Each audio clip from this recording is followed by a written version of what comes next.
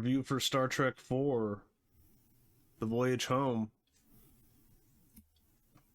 This is a great movie, very funny. This is a Star Trek movie that I think that even if you're not a massive Star Trek fan, never really seen the shows, really the old the old '60s show, or the movies with the original cast.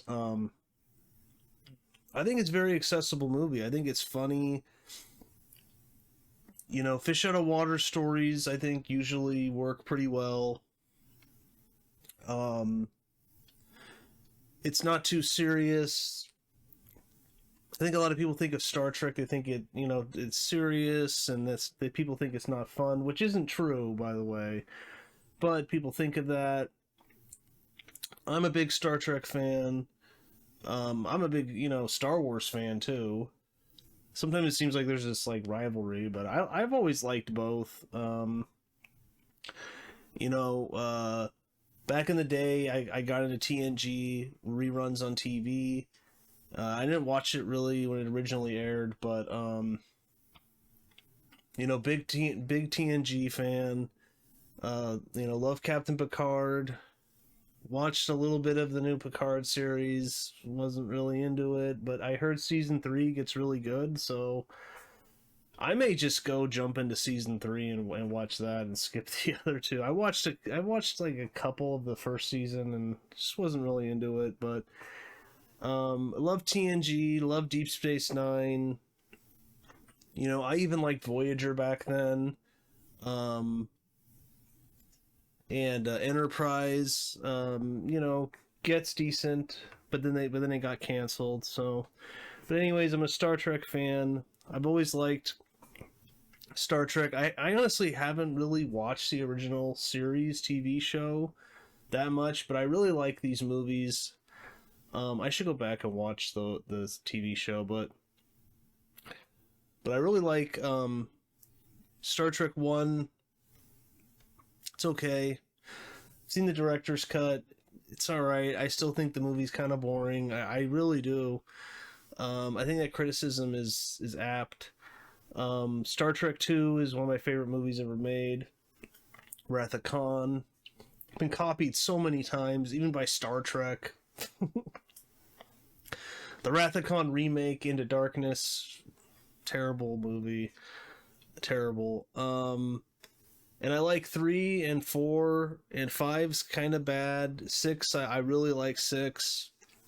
And Generations is terrible. So, but 4 is a lot of fun. The synopsis is: to save Earth from an alien probe, Admiral James T. Kirk and his fugitive crew go back in time to San Francisco in 1986 to retrieve the only beings who can communicate with it, humpback whales. And that's basically it. And,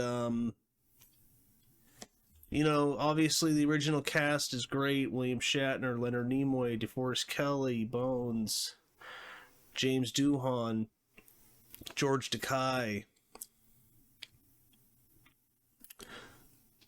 Nichelle Nichols, Walter Koenig. This has Catherine Hicks also in it. Sarek's in it. So yeah, it's just a fun movie that I think non-Star Trek fans can sit down and enjoy. Never even seen the other movies, I'd say, and it's a good time. They go to San Francisco. There's some funny jokes, like when and this joke will probably go over the head of a lot of people, even with Chekov asking about where a nuclear missile base is, because he's Russian. This is at the height of the Cold War, I guess the height. Leonard Nimoy kind of covers up his Vulcan features by putting this bandana on his head, like he's kind of like this hippie kind of character. And there's some funny jokes there. Shatner is great as always as James T. Kirk. I think Picard is my favorite captain, but I think Kirk's number two because I just like his swagger. I just like the way that he his confidence, he like his way with the ladies obviously is great. Um, I just William Shatner is such an such a good character, and so much fun to watch. So, um, but yeah, they go back in time. They're trying to get humpback whales, which they put in their ship. Um, they meet Catherine Hicks. She's a marine biologist. Her and Shatner kind of have a romance going on, and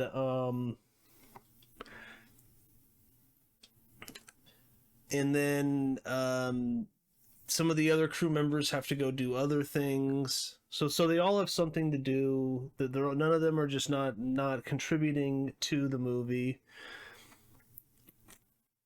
And okay, Leonard Nimoy is one of the writers. Okay, he helped write the screenplay. He's directed by Leonard Nimoy, so that makes sense. It's too bad Leonard Nimoy was like, one of the first to go. R.I.P. I mean, DeForest Kelley, I think. When did he die? Okay, he was actually 99. Wow. And what about Scotty?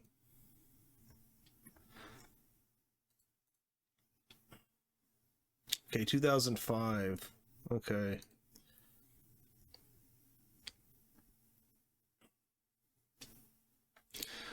But yeah, and they all have to do different tasks, and Catherine Hicks and Shatner kind of have a romance going. There's not really much action in the movie. It doesn't take itself that seriously at all, and just a good time. It made a bunch of money back then, and it helped get a lot of the other movies made after. Because after the first movie, which made a bunch of money, but a lot of people didn't like it.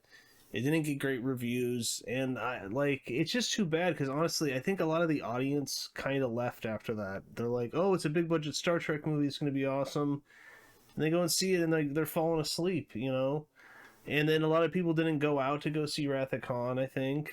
I mean, they made money, but it's just too bad. I've always thought, what if Star Trek One, I don't know, maybe didn't exist, but they made it years later, maybe? I don't know. But instead it was Star Trek 2. Maybe you could up the budget a little bit and even add a little bit more action. And I think that movie would have made more money than Star Trek 1, the motion picture. And I think people would have would have saw the movie that maybe hadn't seen it or maybe saw it years later, and we're like, whoa, that's a really intense movie. But it is what it is. But this is very different than Star Trek 2. Star Trek 2 is a great chess game between two captains. This is just kind of a lighthearted romp, fish out of water story. So, see, I have some trivia.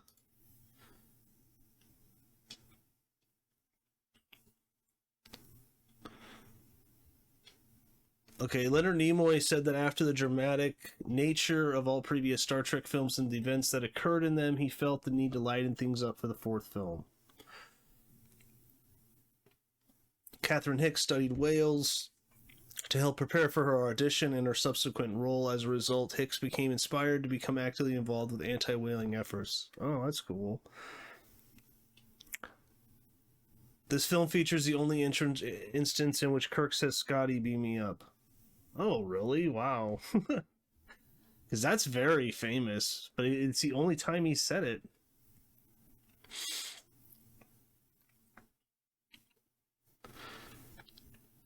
Catherine Hicks improvised the hard slap she gave Dr. Gillian Taylor, gave to the hard slap she gave to Bob Briggs for releasing the whales earlier. The actor's reaction was real.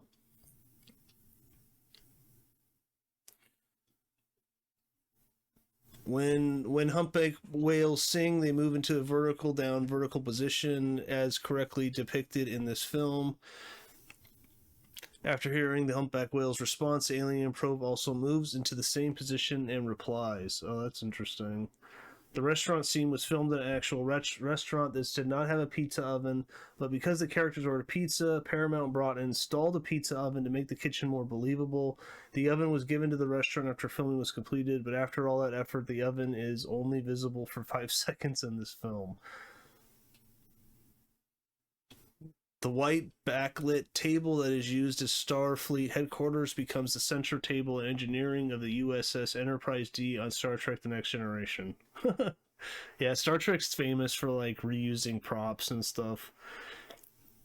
The scene read for and deleted for this film explained why Saavik stays on Vulcan. She is pregnant with Spock's child, stemming from an event in Star Trek 3, The Search for Spock, when she was treated. The young Spock's... Okay. Oh, wow.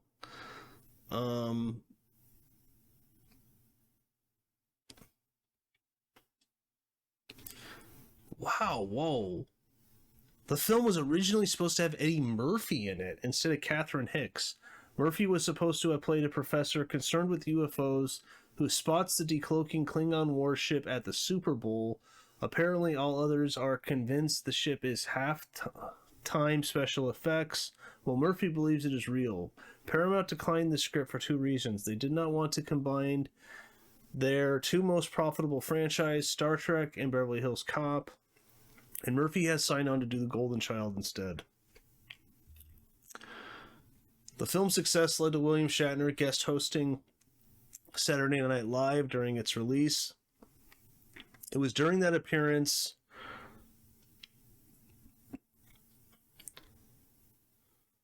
performed the infamous Star Trek convention Get a Life sketch.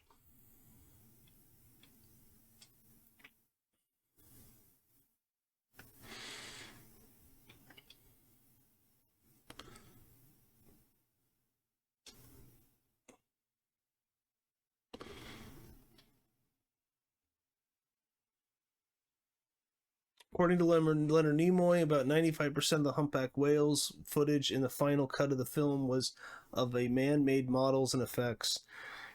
Yeah, that's what I was thinking. I was like, when I was rewatching it, I was like, man, is some of that looks so real. Like I think it's ILM. They did an amazing job.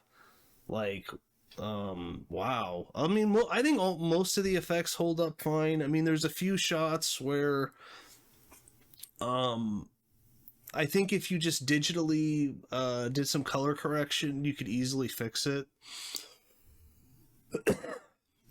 But other than that, I'd say 95% hold up amazing. The whales look amazing.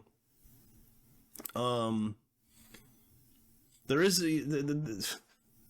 there is kind of something funny in this movie where Scotty has to get these see-through massive pieces of glass, but they only have ones that are huge that can hold the pressure of the water for the whales. He can't do it, so he actually give them the design. I think it's for like basically see-through aluminum, and it's kind of like, wouldn't that like break the timeline? Because now that was invented in 1986. Instead of being invented 200 years later. But oh well. The movie's really good, but it's kind of like, okay, I think that would totally break the timeline, because like, who knows what the repercussions of that are, right? But oh well. Yeah, there's not many spoilers. I mean, I guess that was, but it's not really a spoiler. But yeah, fun movie. Really like it. If you're looking for an action movie, it's not it. Go watch You know, some other Star Trek, go watch Star Trek 2, especially, you know, ship to ship combat and stuff like that. Um, Go watch maybe Star Trek 3, but yeah, fun movie. You know, definitely miss a lot of the original cast that isn't with us anymore. But yeah, just a really good time. So, but that's about it. Comment below if you're a Star Trek fan, or if you're not, and you know, if you're not and you've seen the movie, what do you think of the movie? But yeah, let me know if you're a Star Trek fan also, and you know, who's your favorite captain? So, but yeah, that's about it. See you next time.